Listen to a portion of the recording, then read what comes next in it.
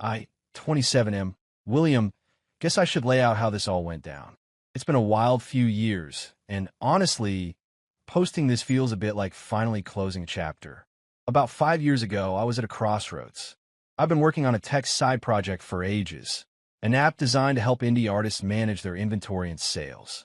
It was my passion, the thing that made me jump out of bed in the morning.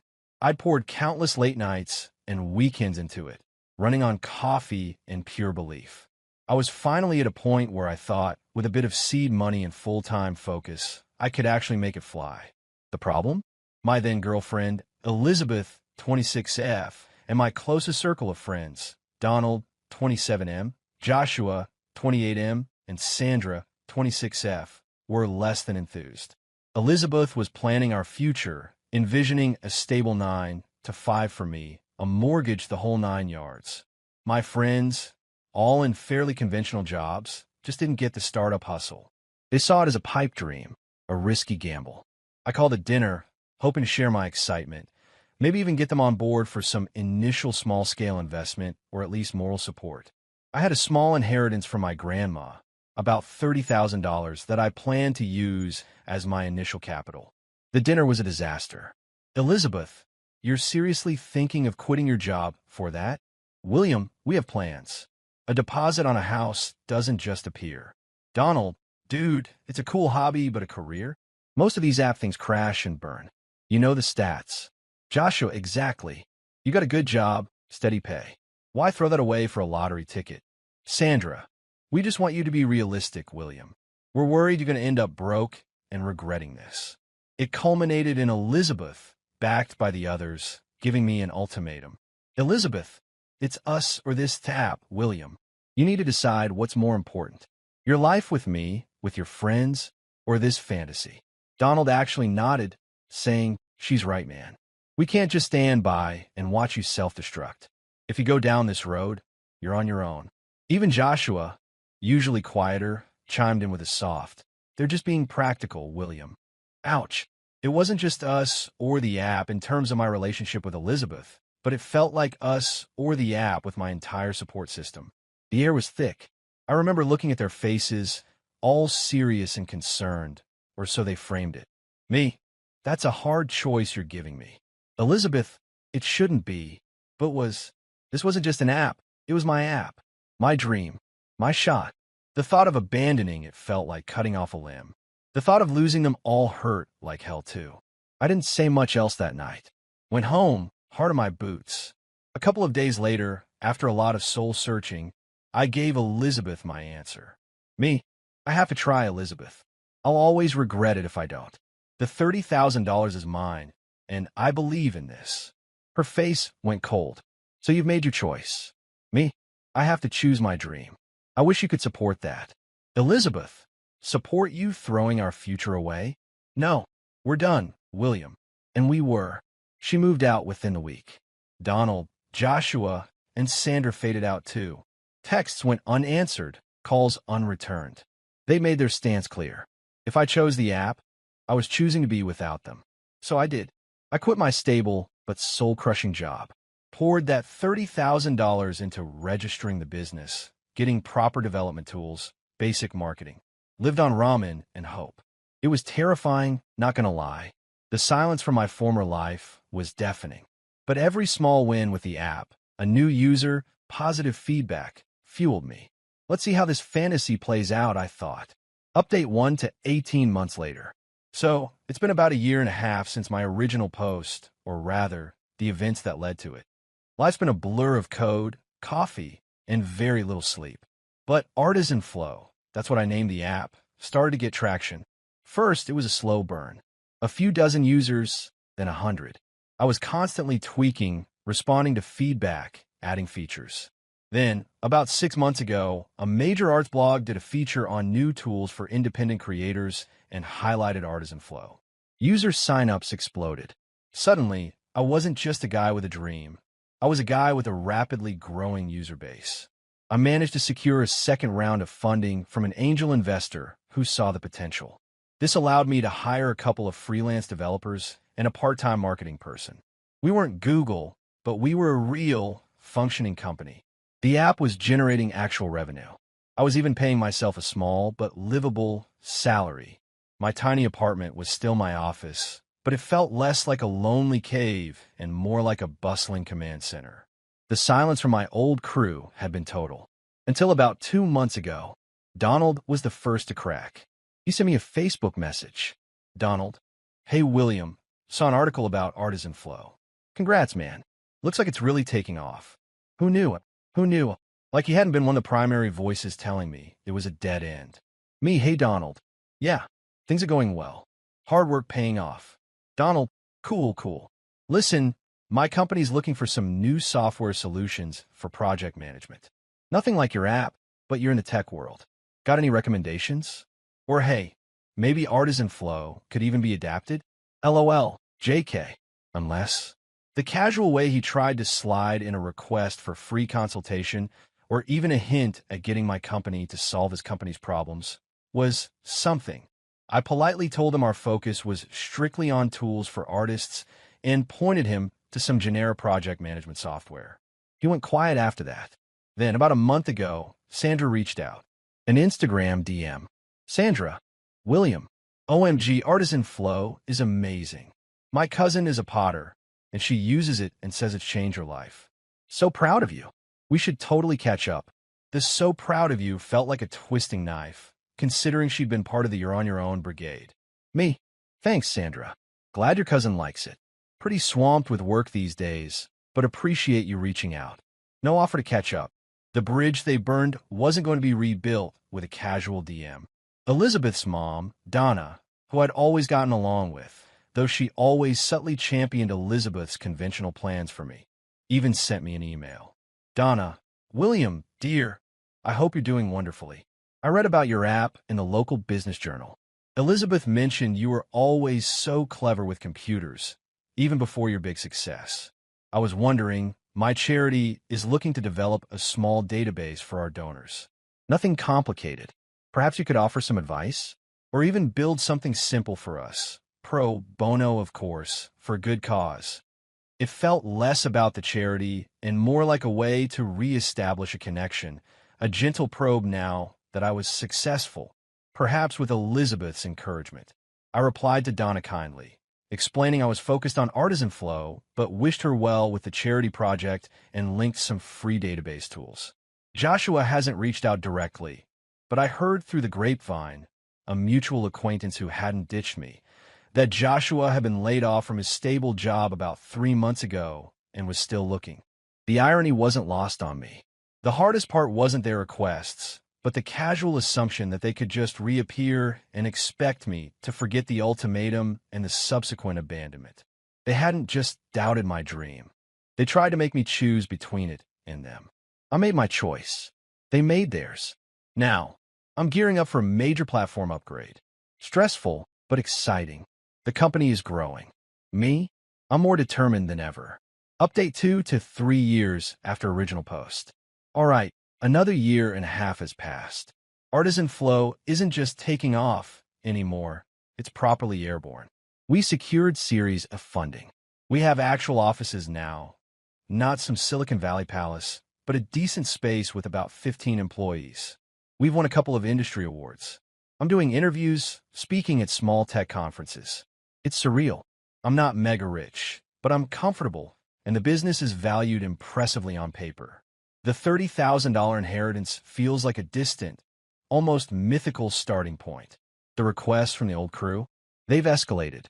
Dramatically. Donald, after his initial feeler, apparently got more desperate. His stable company had more layoffs, and he was one of them. He called me. Directly. No text, no DM. Donald, William, buddy. So, things have been tough. You know how it is. That tech world is brutal if you're not at the top. The irony, I swear. Listen, Artisan Flow is huge now. You must need people, right? Project managers? Marketing guys? I've got experience, you know. I could really help you out. For old time's sake. For old time's sake. The old times when he told me I was making a massive mistake and basically ghosted me? Me, Donald. We have a hiring process. All open positions are listed on our website. You're welcome to apply like any other candidate. Donald, oh, all right. But you know me. We go way back. Couldn't you, like, put in a good word?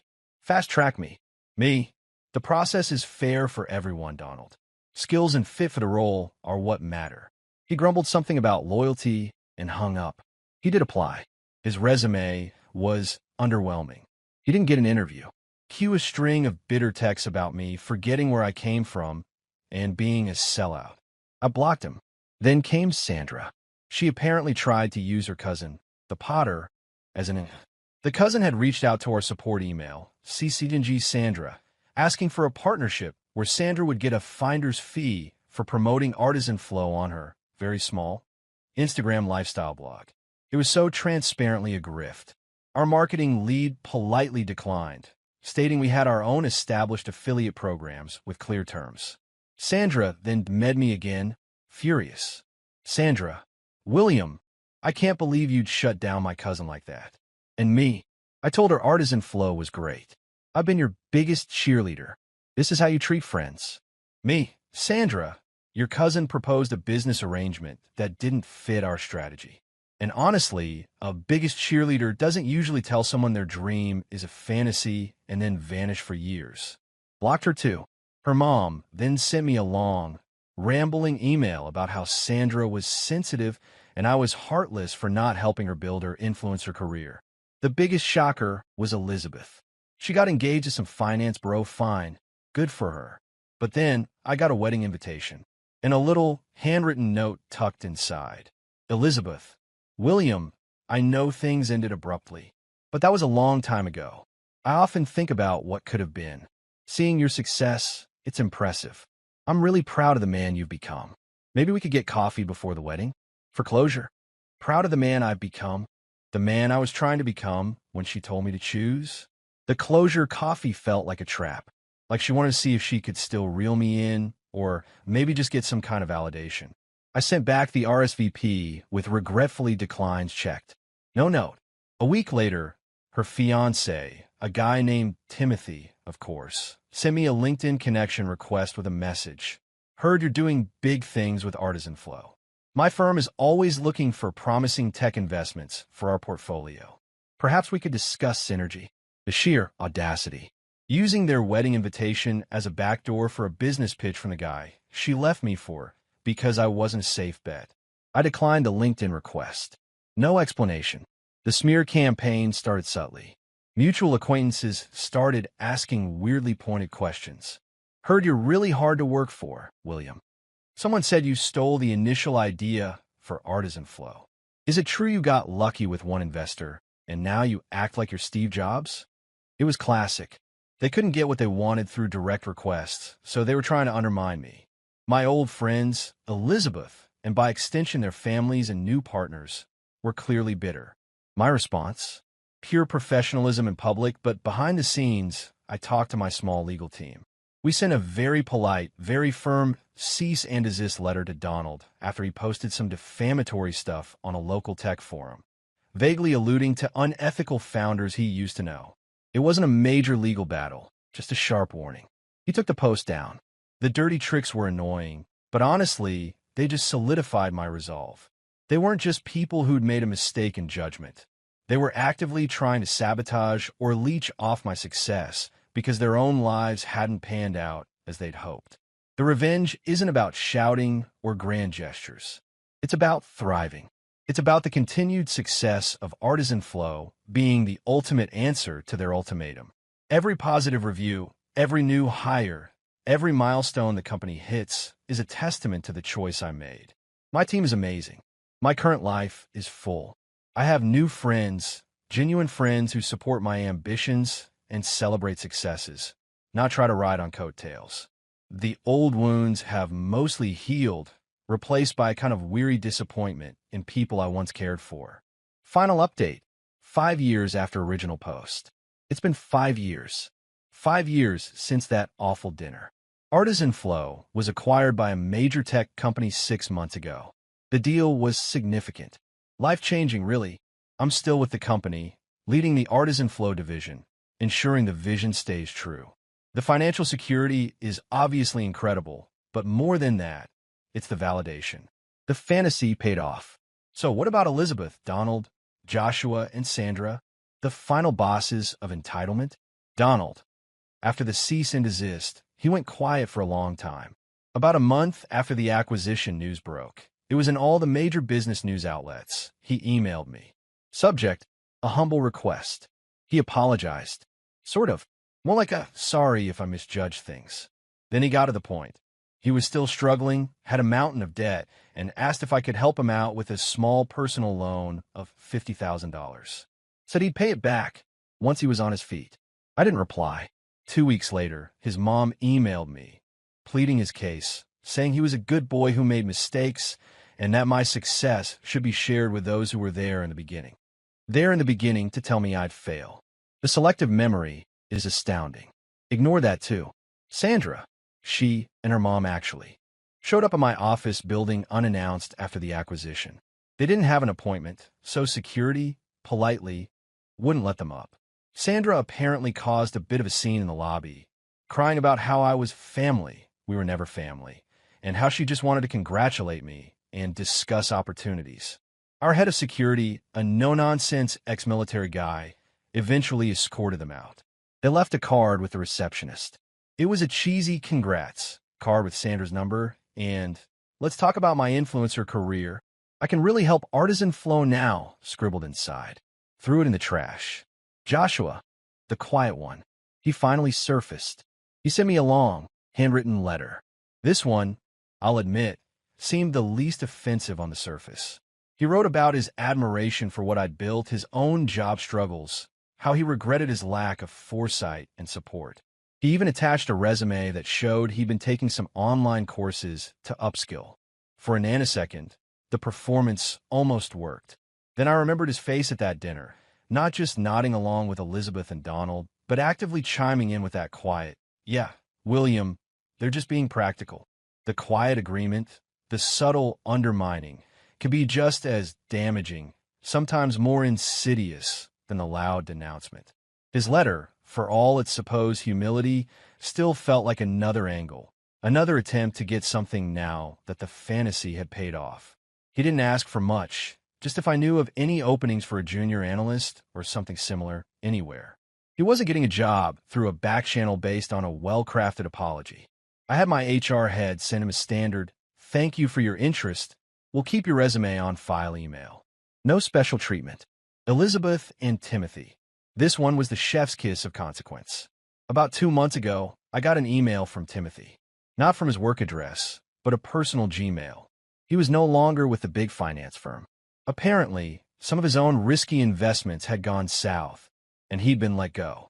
He was starting his own consultancy and wondered if Artisan Flow, under its new parent company, would be interested in his strategic financial advisory services. He even had the gall to write, "Elizabeth sends her best and often speaks of your drive. Perhaps she was right about you all along." The absolute, unmitigated nerve. My response, through my assistant, was a polite, one-sentence declination. Then, the piece de resistance. I heard from Donna, Elizabeth's mom, again. A tearful voicemail this time. Elizabeth and Timothy were separating. His financial woes had apparently torpedoed the marriage. Donna asked if I could talk to Elizabeth because she was so lost and always valued my opinion deep down. Her tone was pure desperation, but it was the same old script from Donna. Really, William as the problem solver, William as the safety net, always with Elizabeth's needs at the center. First, it was a pro bono app for her charity when I became successful. Now it was pro bono emotional labor for her daughter when Elizabeth's life hit the skids. She even hinted that Elizabeth realized she made a mistake, letting me go. As if that changed anything about the ultimatum or the years of silence.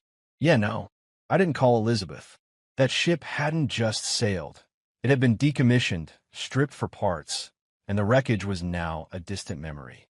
The best revenge truly is living well, and in my case, building something they said couldn't be built. They demanded I choose. I chose. They're now living with the consequences of their lack of faith and their subsequent attempts to claw their way back into a life they actively tried to prevent me from achieving. My life is good. I'm working on new projects within the larger company, mentoring young entrepreneurs, and finally enjoying some of the fruits of my labor. I travel, I've reconnected with genuine friends, and I'm even dating someone new, an amazing woman who is a successful artist herself and uses Artisan Flow daily. She thinks my origin story is badass. The silence from the old crew is now mostly complete, and it's golden. They got this space, they effectively gave me an infinite amount of it. They wanted me to choose. I did, and I'd do it all again.